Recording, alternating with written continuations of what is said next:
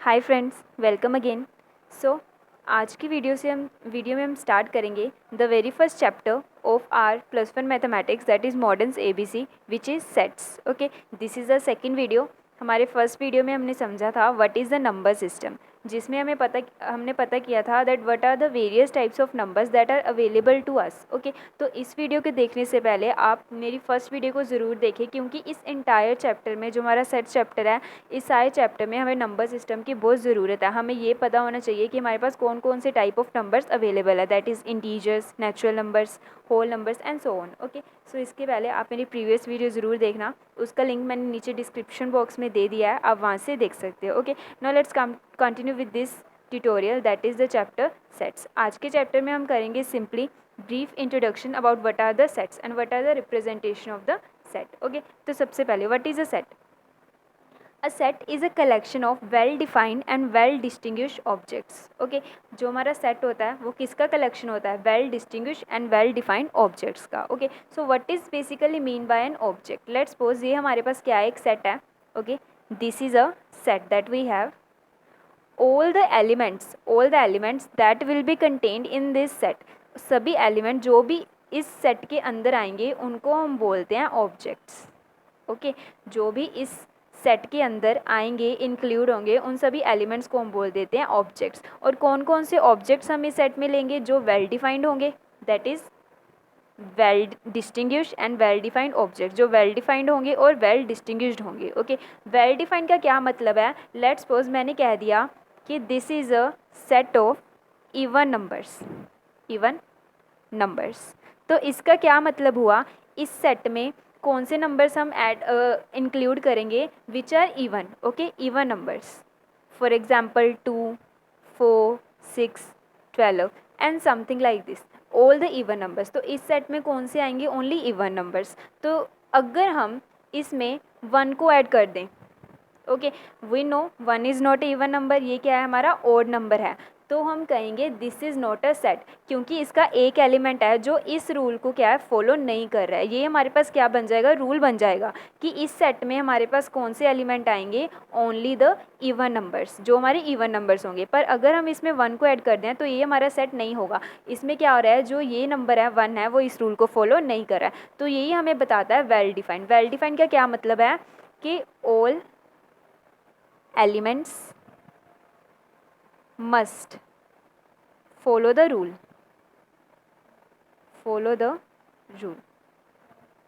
of set. Okay, तो ये क्या इंडिकेट करता है कि सेट के जितने भी एलिमेंट्स इसमें होंगे सभी इसके रूल को मस्ट फॉलो करने चाहिए, तभी हम कहेंगे कि ये क्या है? सेट को बिलोंग करते हैं। अदरवाइज़ ये सेट नहीं माना जाएगा अगर कोई एक भी एलिमेंट इस रूल को फॉलो नहीं करेगा। ओके, तो हम क्या करेंगे? हम इसमें 1 को ऐड नहीं कर सकते। These are all the objects. इनको हम ऑब्जेक्ट्स भी बोल सकते हैं, इनको हम एलिमेंट्स भी बोल सकते हैं, इनको हम मेम्बर्स भी बोल सकते हैं। Okay, members of the set. Understand? Now let's come to a well distinguish. हमने वेल डिफाइंड का समझा, well defined objects, that mean सभी एलिमेंट्स क्या हो? एक ही रूल को फॉलो करें।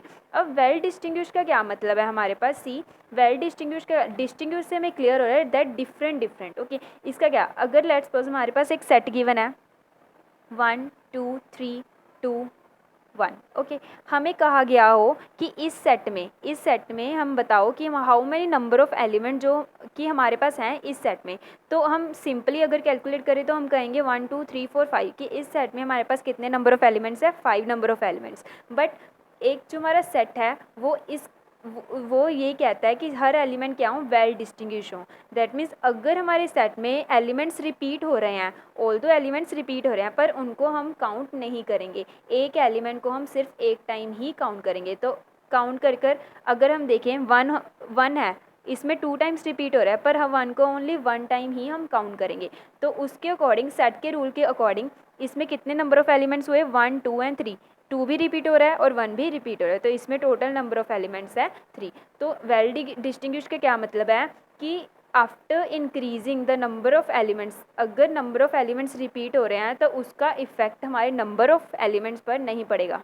दैट मीन्स अगर एलिमेंट्स रिपीट हो रहे हैं, लाइक 2 रिपीट हो रहा है, 1 रिपीट हो रहा है, तो इसका इफेक्ट हमारे नंबर ऑफ़ एलिमेंट्स पर नहीं पड़ेगा। नंबर ऑफ़ एलिमेंट्स हमारे 3 ही रहेंगे, ऐसे नहीं होगा वो 5 हो जाएंगे अगर हम 2 एंड 1 को इसमें ऐड कर दें। ओके, तो वो 3 ही रहेंगे। सो this is what the well distinguished means. Okay, तो आपको क्लियर हो ही चुका होगा इसकी डेफिनेशन कि सेट क्या होता है। ये कलेक्शन होता है well distinguish and well defined objects का। वेल डिफाइंड मीन्स क्या होता है, एक रूल को फॉलो कर रहे हैं। वेल डिस्टिंग्विश मतलब क्या है कि अगर हम सेट नंबर ऑफ़ एलिमेंट्स को रिपीट करें, एलिमेंट्स को रिपीट करें, तो उससे नंबर ऑफ़ एलिमेंट्स पर कोई भी इफेक्ट नहीं पड़ेगा, वो एज इट इज़ रहेंगे। ऐसे नहीं होगा 3 से 5 हो जाएंगे, नहीं।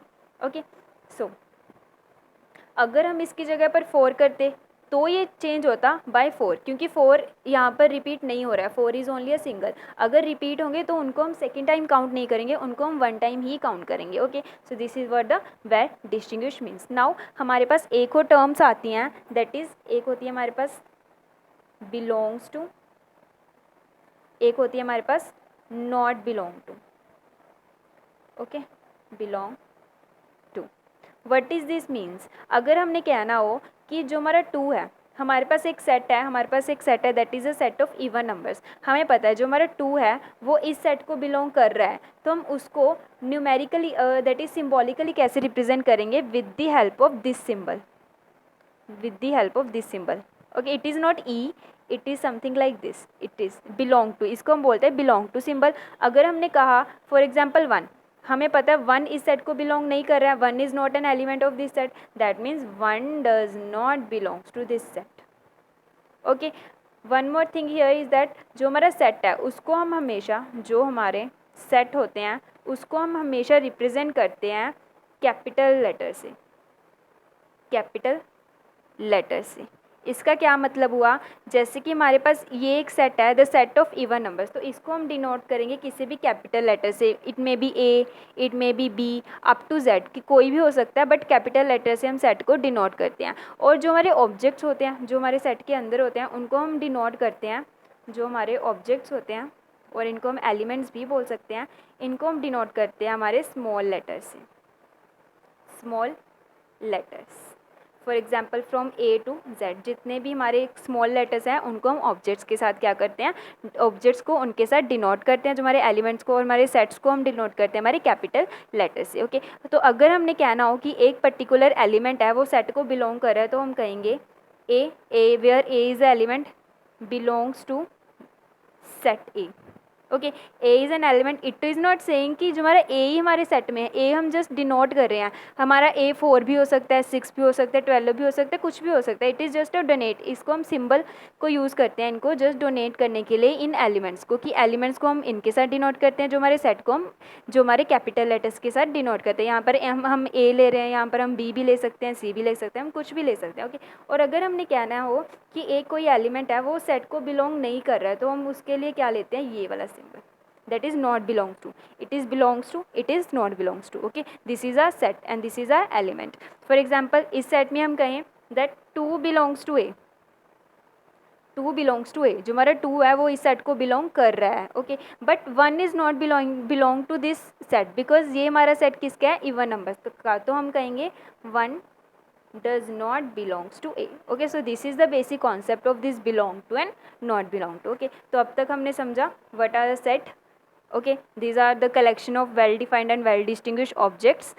उसके बाद हमने समझा कि जो हमारा सेट है उसको हम डिनोट करते हैं कैपिटल लेटर से, और जो हमारे ऑब्जेक्ट्स होते हैं, एलिमेंट्स होते हैं, उनको हम डिनोट करते हैं by using the smaller letters. उसके बाद हमने समझा belongs to and not belongs to. अगर कोई एलिमेंट हमारे सेट के अंदर पड़ा है, उस सेट को बिलोंग कर रहा है, तो उसको हम इसके साथ डिनोट करेंगे, अगर नहीं है तो हम इसके साथ इंडिकेट करेंगे। Now let us understand the representation of our sets.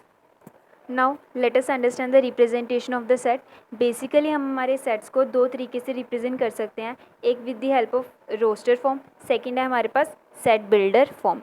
So before understanding these 2 representations, ये बात समझनी इंपॉर्टेंट है, चाहे हम रोस्टर फॉर्म की हेल्प से हमारे सेट को रिप्रेजेंट कर रहे हैं, चाहे फिर हम सेट बिल्डर फॉर्म की हेल्प से रिप्रेजेंट कर रहे हैं, जो हमारे सेट होंगे वो हमेशा हमारी कर्ली ब्रैकेट्स के अंडर होंगे, कि जो हमारे सेट की स्टार्टिंग होगी ओपन कर्ली ब्रेसिस से और एंडिंग होगी क्लोज कर्ली ब्रेसिस से। इनको हम बोलते हैं कर्ली ब्रेसिस। ओके, इस फॉर्मेट में होती हैं कर्ली ब्रेसेस। तो सेट्स को हम इनके अंडर ही लिखते हैं, चाहे हम रोस्टर फॉर्म में लिखें चाहे हम सेट बिल्डर फॉर्म में लिखें। Now let us understand the very first representation of our sets, that is a roster form. Okay, so in a roster form, in this method all the elements are listed under curly, this is curly braces. Curly braces are what? These are the curly braces. Okay, curly braces that belongs to the set. तो roster form में basically क्या होता है, for example हमें एक set given हो like set of even numbers, okay, जो कि हमने पीछे देखा था सेट ऑफ इवन नंबर्स। तो इस सेट ऑफ इवन नंबर्स को हम रोस्टर फॉर्म में कैसे रिप्रेजेंट करेंगे, हम जितने भी हमारे इवन नंबर्स हैं अप टू इन्फिनिटी जितने भी होंगे सभी को हम सिंपली यहाँ पर क्या कर देंगे, लिस्ट कर देंगे। That is it is mean that list करेंगे हम सभी एलिमेंट्स को, लिख देंगे यहाँ पर सभी एलिमेंट्स को जो इस सेट से क्या कर रहे हैं, हमारे पास बिलोंग कर रहे हैं। Okay, so this is basically our roster form. Now let's take another example. For example मैंने एक और एग्जाम्पल ले ली, set of squares, set of squares. अब मैंने यहाँ पर एक सेट लिया है स्क्वायर्स का। ओके, तो सेट ऑफ स्क्वायर्स में हमारे पास कौन कौन से आएंगे, हमारे पास आएंगे 0 which is a square of 0, 4, 9, 16, 25 and up to so on, that is a squares of whole numbers, whole numbers. अगर हमें कहा गया हो make a set of squares of whole numbers, तो वही सारे एलिमेंट्स इसमें आ जाएंगे जो क्या होंगे, जो हमारे होल नंबर्स की क्या होंगे, स्क्वायर्स होंगे। होल नंबर्स कहाँ से स्टार्ट होते हैं, फ्रॉम 0 टू इन्फिनिटी। ओके, 0 की स्क्वायर 0, 1 की स्क्वायर यहाँ पर 1 भी आएगा, 1 की स्क्वायर 1, 2 की स्क्वायर 4, 3 की square 9 and so on up to infinity. Okay, so this is basically our first form, that is what the roster form. Now let us understand our second form. So our second form is what? Set builder form. Okay, set builder form में क्या होता है, in this method a set is represented by a common property. Okay, इसमें हम क्या करते हैं, जो हम set होता है, for example हमने यही set ले लिया set of even numbers. Instead of writing all the elements, इसमें हम क्या करते हैं, simple सभी elements की जो common property होती है उसको हम क्या कर देते हैं, represent कर देते हैं, उसको हम बोल देते हैं common property of the element, that is the rule. Okay, simply हम कह सकते हैं जो हमारे सेट के एलिमेंट्स का रूल होता है, जिस रूल को सभी एलिमेंट्स क्या कर रहे हैं, फॉलो कर रहे हैं, हम सिंपली उसको क्या कर देते हैं, रिप्रेजेंट करते हैं। तो वो कैसे करते हैं, फॉर एग्जांपल मैंने लिया set of even numbers. Okay, मैंने एक इवन नंबर्स का सेट क्रिएट करना है जिसमें जो नंबर्स हों वो क्या हों, लेस देन 20 हों। ओके, जितने भी नंबर्स हम लेंगे वो क्या हों, लेस देन। तो इसको हम सेट बिल्डर फॉर्म में दो तरीके से कन्वर्ट कर सकते हैं। एक तो हम कर सकते हैं थ्योरेटिकली। ओके, थ्योरेटिकली हम कैसे करेंगे, सिंपली हम लिख देंगे एक्स, सेट है हमारा ये, इसका नाम हम ले लेते हैं, लेट्स सपोज ए है सेट का नाम, A is equals to X such that, X क्या होगा, जो ये एक्स है डिनोट कर, it is an arbitrary element, जो क्या डिनोट कर रहा है, जो भी एलिमेंट हमारे ए में आएगा, x such that x is an even number less than 20। Okay, एक तो हम सिंपली यहाँ पर ऐसे लिख सकते हैं जिसमें हम किसको स्पेसिफाई कर रहे हैं, ओनली हमारे रूल को। ओके, जैसे कि हमने यहाँ पर पढ़ा था, इसमें हम किसको स्पेसिफाई करते हैं, ओनली द रूल, जो कि हमारे सभी एलिमेंट्स में क्या होता है, कॉमन होता है। ओके, तो ये हमारा रूल है। एक तो हम ऐसे रिप्रेजेंट कर सकते हैं हमारे सेट को सेट बिल्डर फॉर्म में। सेकेंड हम कर सकते हैं न्यूमेरिकली। ओके, न्यूमेरिकली, तो न्यूमेरिकली हम कैसे हमारे सेट बिल्डर फॉर्म में हमारे सेट को रिप्रेजेंट करेंगे, उसके लिए सबसे पहले हम इसको रोस्टर फॉर्म में कन्वर्ट करते हैं। तो इसकी रोस्टर फॉर्म क्या होगी, ओके, हमने पीछे रोस्टर फॉर्म को समझा, तो आप अपने आप सोट करके देखिए इसकी रोस्टर फॉर्म हमारे पास क्या निकलेगी, set of even numbers less than 20, तो वो होगी 0, 2, 4, 6, 8, 10, 12 अप टू 18।